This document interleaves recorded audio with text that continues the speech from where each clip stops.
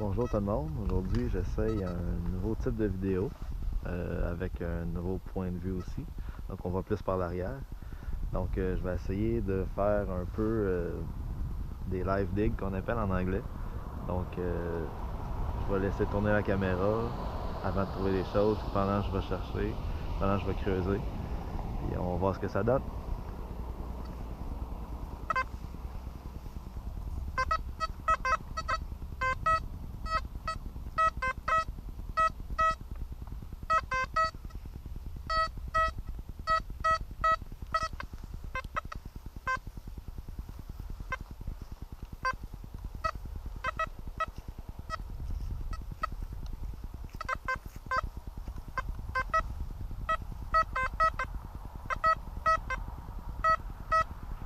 Ça sonne comme un son noir, on va voir.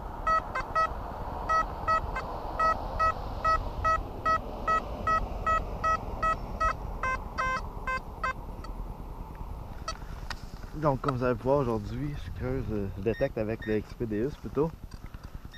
Puis aussi si vous avez vu mon dernier vidéo, c'était à le même endroit. Donc on est à Baldwin, sur le bord du lac Lester. Donc la dernière fois j'étais avec Jonathan Wizard. Aujourd'hui je suis venu seul parce que j'avais le goût de venir seul. Dans le fond, on va voir ce que c'est.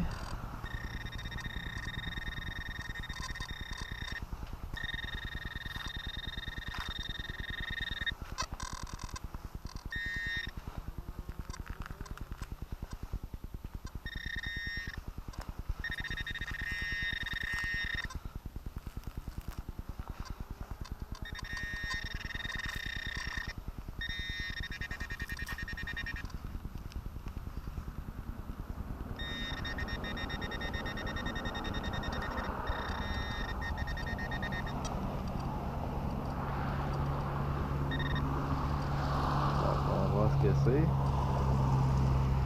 Et voilà, comme je disais, c'est un sous-noir. Je commence à être habitué d'en trouver des sous-noirs, me semble. C'est pas mal ça que je trouve tout le temps. Donc un sous-noir 1971 canadien.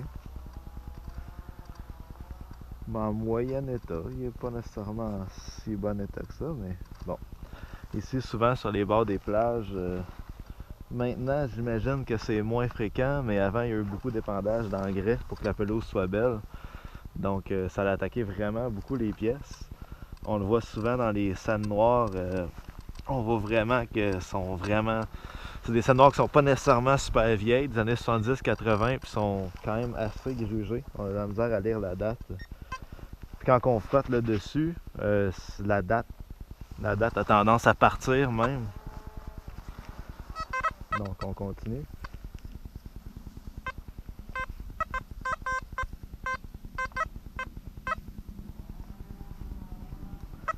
Donc pour le DEUS, présentement j'utilise le mode Basic 1. Donc le mode vraiment, quand on démarre la machine, c'est vraiment un mode tout usage en fait. Comme là, si je vois qu'aujourd'hui il y a quand même beaucoup de déchets, je vais me mettre plutôt en DEUS Fast. Donc vous allez voir un peu la différence. Je vais essayer de vous montrer dans la vidéo plus tard la vitesse justement que le DEUS peut aller au travers des... quand il y a beaucoup de déchets.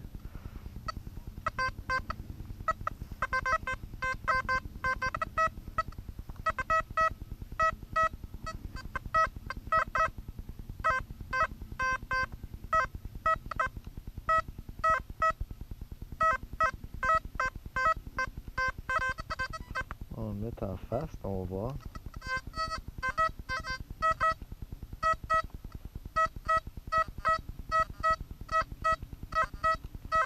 Potentiellement un sous-noir.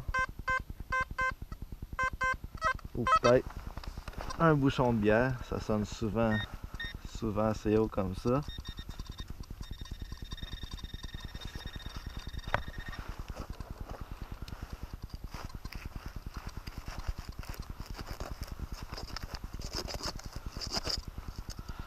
Oh, quelque chose de dur.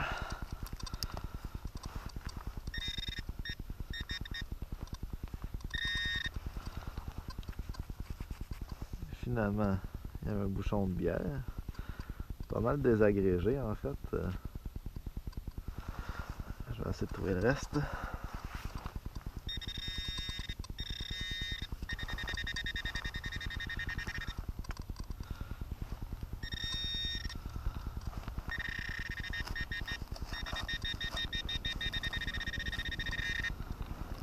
Ah. Une poule table ici. On en trouve quand même beaucoup de cette forme-là ici.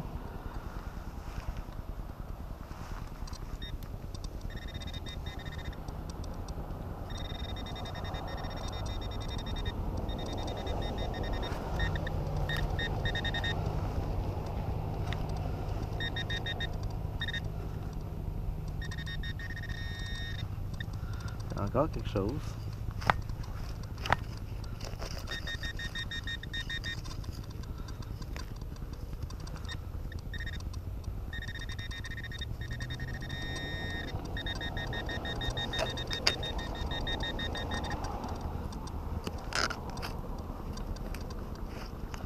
C'est assez creux.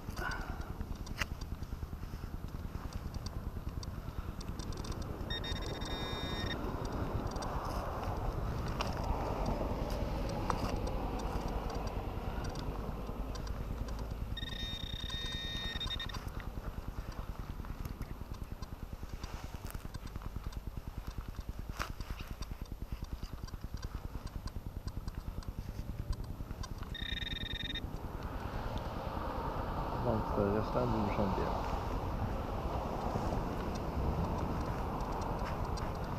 Donc en détection, pour le monde qui en font souvent, tout le monde sait que c'est vraiment important de fermer nos trous. Là, ceux-là, je l'ai pas mal amoché. On va essayer de fermer ça pour que ça fasse un trou propre.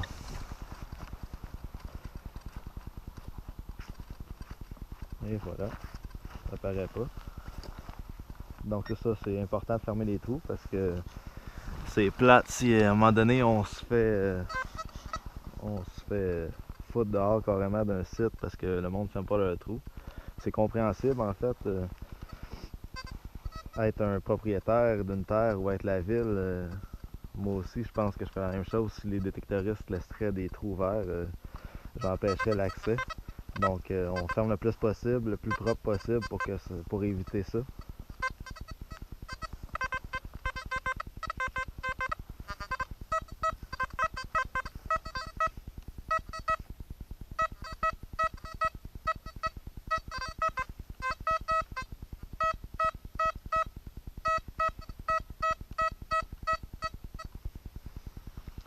Donc ici aux alentours de 80-81, on va voir.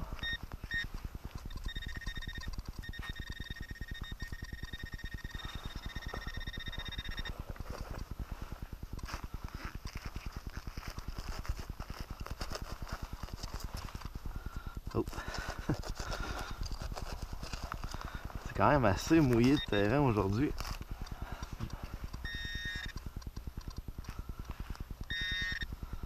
Donc, bon. Une autre vielle poule table.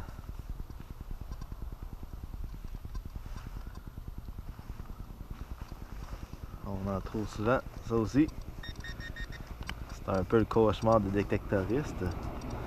Mais c'est quand même surprenant que cette poule table-là sonnait aux alentours de 80. Normalement, on s'attend à ce que ça sonne un peu plus bas que ça. Que ce soit sur le Deus ou sur la majorité des détecteurs qui ont une échelle de 0 à 99. C'est sûr que pour, mettons, les détecteurs comme le E-Track ou le CTX 3030, c'est différent un peu. Là. Avec les deux chiffres, on a une échelle à deux axes. Donc, sur mon E-Track, les poules tables sonnent environ à, si je me souviens bien, ça fait longtemps que je n'ai pas utilisé, à 12-10 dans ce coin-là. Donc, comme ça, les autres détecteurs, ben, ça se retrouve quand même près de l'or, des choses comme ça. Donc, on prend souvent la chance de creuser. Donc, juste montrer ici, justement, je suis en fast, Deus fast. Il y a quand même beaucoup de cibles, une à côté de l'autre. Il faut vous montrer un peu la vitesse qui est capable d'aller le Deus.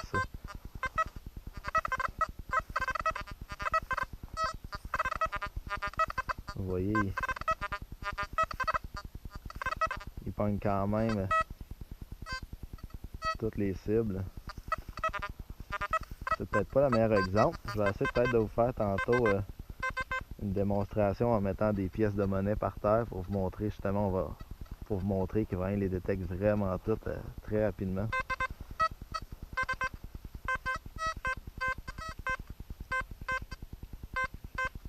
Donc le mode l'EDUS, pour ceux qui ne savent pas, c'est un détecteur qui multifréquence.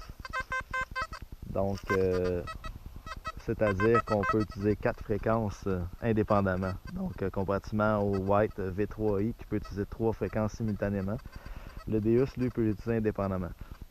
Donc on a la 4 kHz, la 8 kHz, la 12 kHz et la 18 kHz. Donc tout dépendamment de ce qu'on recherche, on utilise la fréquence appropriée. Donc plus qu'on est en basse fréquence, plus que ça va être les grosses cibles, les artefacts ferreux, les choses comme ça. Vraiment les cibles qui sont vraiment plus conductrices. Ou sinon, plus on monte en fréquence, plus que là c'est le contraire justement. On a ça va détecter les plus petites cibles, les cibles qui ont moins de conductivité, comme l'or, des choses comme ça. C'est pas qu'on la trouvera pas avec les plus basses fréquences, mais ça va être plus apte avec les hautes fréquences.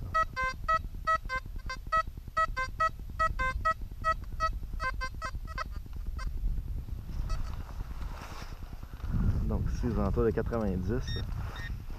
Je vais creuser quand même. Souvent, on retrouve les bouchons de bière dans ce coin-là. Les bouchons de bière plus neufs, moins rouillés.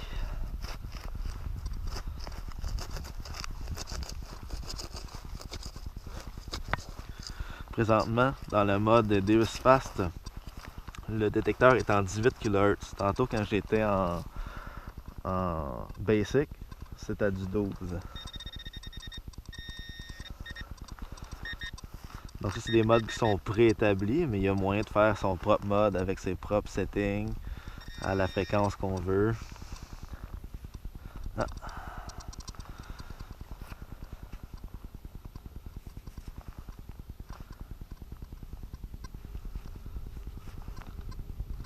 Donc, un Sun Noir 1969.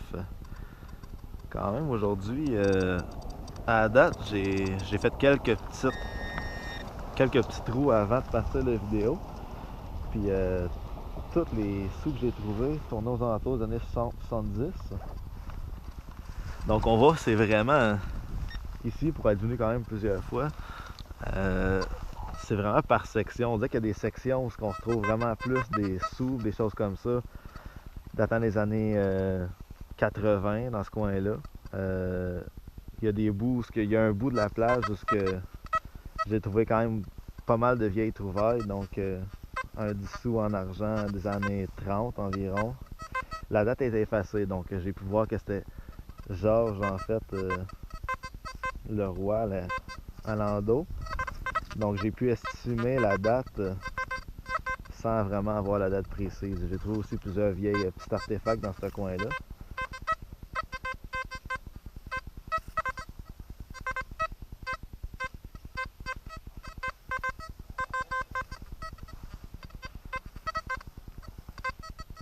Donc là, je laisse passer aujourd'hui un peu les cibles assez basses. Donc c'est sûr que j'ai très peu de chances que je trouve de l'or aujourd'hui. Mais bon, c'est pour un peu... ce serait plate un peu de vous montrer une vidéo où je creuse des poules tables une après l'autre. Donc on va y aller dans les cibles un peu plus hautes. Ou que je suis un peu plus sûr. Comme vous voyez ici, on voit que c'est très pollué là.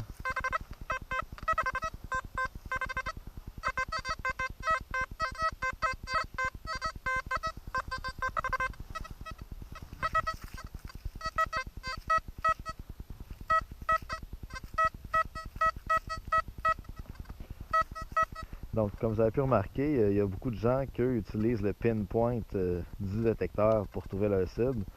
Moi, c'est quelque chose que j'utilise très rarement, peu importe le détecteur, que ce soit le DEUS, le E-Track ou le AT Pro, les 3 détecteurs que j'ai. J'utilise plus la manière wiggle qu'on appelle. Donc, on centre la cible et on y va d'un petit mouvement gauche à droite assez rapide en gardant la cible en plein milieu. Puis quand on en... Comme vous voyez, comme là, ça vient d'arrêter de sonner. Donc c'est juste au bout, ici, juste au bout du disque, où est-ce que le petit logo XP, la cible est là. Donc ça, à la place de creuser un gros trou, ben ça nous dit à peu près. Ensuite, je vais avec le pinpointer pour être sûr. Donc ça m'assure que vraiment, j'étais pas trop loin. Donc on va essayer, je vais vous montrer. Donc c'est juste ici.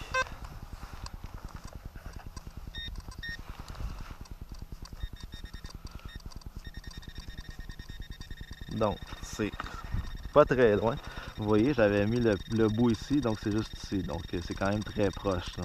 Pour le monde qui n'a pas de pinpointer, ça aide beaucoup, là.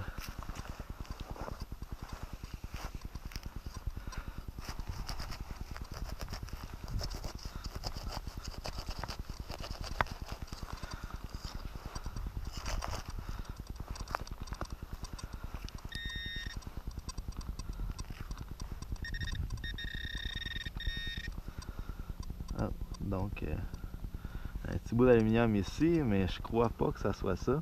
Le pinpointer détectait, mais je crois pas que c'est ce qu'on détectait avec le détecteur. Il y a quelque chose dans ma main, je crois que c'est encore d'aluminium, ouais. Ok, mais encore là, ça n'est vraiment pas dans l'aluminium. C'est surprenant que ce soit ça.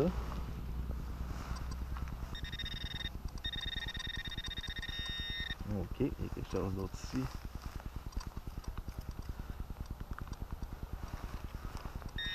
Ok.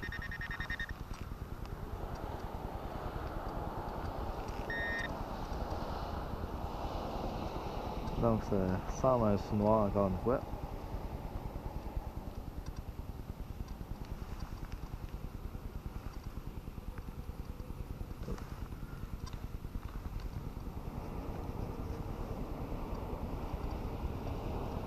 Donc cette fois-ci, c'est un 1995. Mais il est quand même assez effacé. Justement, qu'est-ce que je vous parlais tantôt. Donc souvent on a des pièces qui sont pas très vieilles. Donc 1995, on s'entend que c'est pas très vieux. Mais les dates sont quand même très effacées. Souvent dû justement à l'utilisation de pesticides, des choses comme ça qui grugent vraiment les métaux.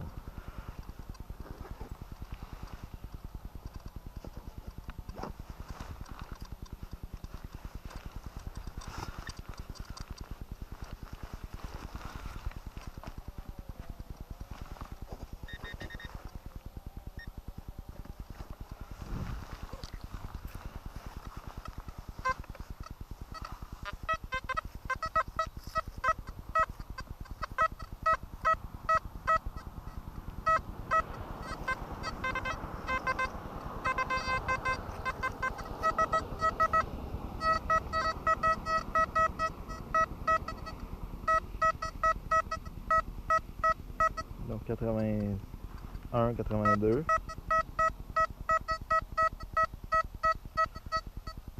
Ça c'est très fort probablement un sous-noir encore comme d'habitude. Ben comme d'habitude. Comme très souvent. Donc on va regarder ça.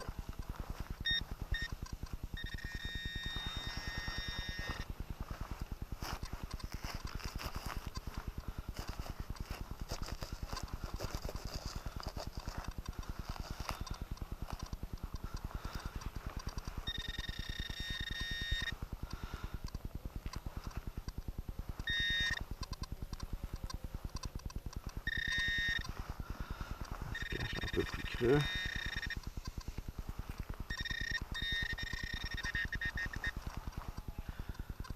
Donc effectivement, encore un sous-noir.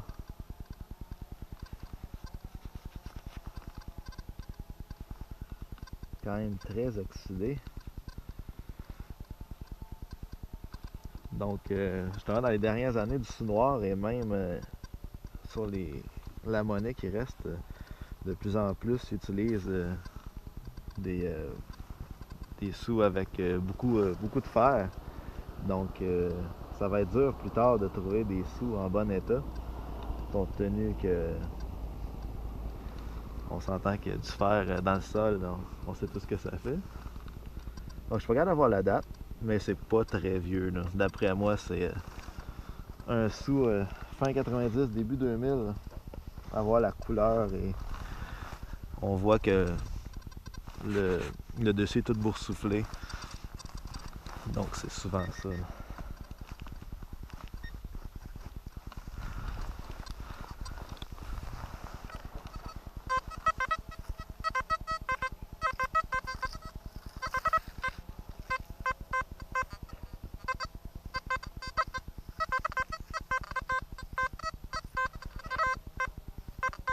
Je vais me remettre en basic. Donc le basic comparativement au fast, c'est quand même plusieurs avantages et des inconvénients aussi. Donc le basic, il y a une option qui est activée sur le basic qu'on appelle le silencer, silencieux en français. Ce qu'il va faire, c'est que les sons qui sautent un peu, comme justement des ferreux qui sont oxydés.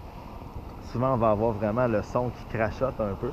Donc, le silencer va limiter un peu ces sons-là. Donc, on va avoir un son plus clair.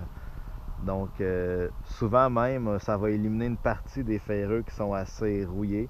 Donc, les vieux bouchons de bière rouillés, ça les élimine pas toutes. C'est pas, encore là, il y a des niveaux. Donc, on va mettre de 4 à moins 1. Donc, à moins 1, c'est complètement désactivé, comme sur le fast.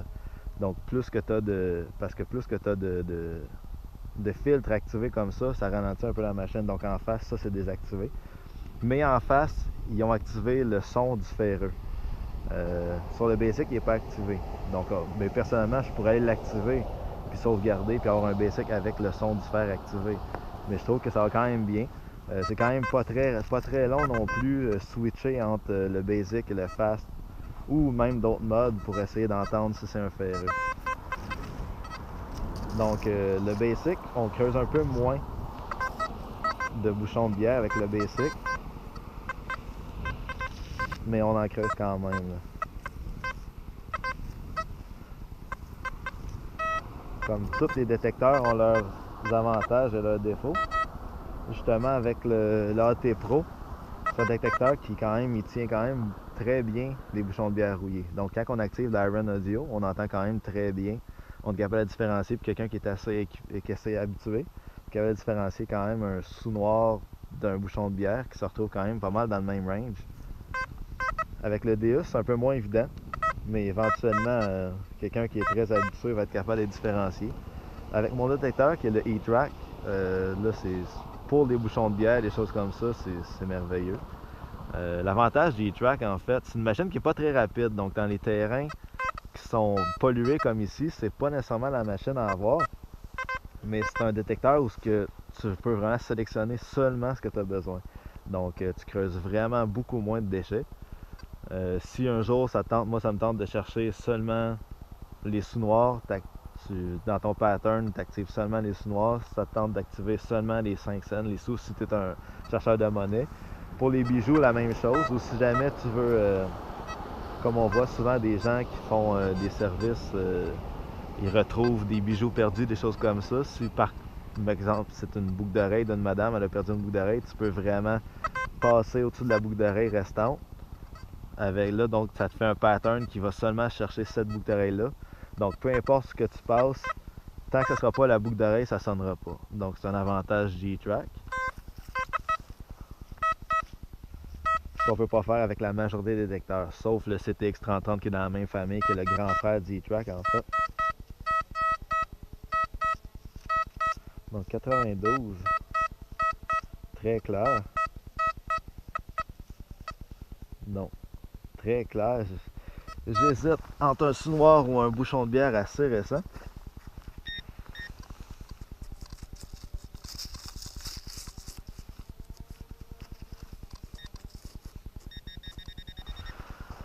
Donc si on tombe plus dans le sable sur le bord du lac, j'ai remarqué que le pinpointer de Garrett, le Pro Pointer AT qui va très bien d'ailleurs, qui a quand même plus de misère dans le sable mouillé. Donc souvent on pense que c'est une cible qui est creuse parce qu'on n'est pas capable de le pogner avec le pinpointer, mais c'est quand même assez en surface. Il y a de la misère à tenir ça un peu. Donc un petit désavantage, mais c'est rien. Ben, dans mon cas, c'est rien de. C'est rien qui m'empêcherait de l'acheter parce que je fais quand même très peu de plage. Donc, mais pour quelqu'un qui fait beaucoup de plage, beaucoup de sable mouillé, c'est peut-être pas nécessairement, je sais pas, j'ai jamais essayé les autres pinpointers. Je sais pas s'il y en a d'autres qui le tiennent mieux. Mais bon. Donc, qu'est-ce que c'est? C'est un sous-noir.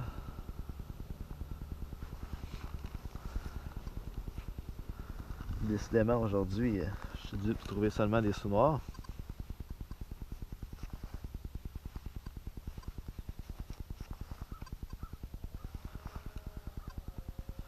Donc, 1987.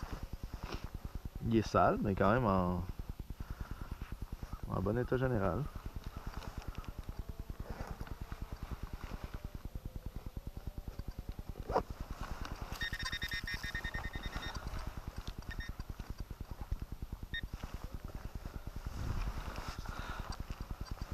Donc, j'ai fermé la vidéo. Je vais aller chercher j'ai amené mon A-Track aujourd'hui. Donc, je vais faire un peu de détection avec le A-Track dans une section que j'avais déjà fait. Donc, normalement, il devrait quand même avoir moins de déchets. Donc, il devrait être capable de mieux tenir. Là. Parce que, comme je disais, le E-Track, c'est un détecteur qui est très performant, qui est très puissant, qui creuse, qui voit quand même les cibles assez creuses, mais qui n'est pas très rapide. Donc, dans les lieux qui sont pollués, c'est pas nécessairement le meilleur détecteur à avoir. Dans ce cas-là, souvent, je vais justement prendre mon Expedius ou mon AT Pro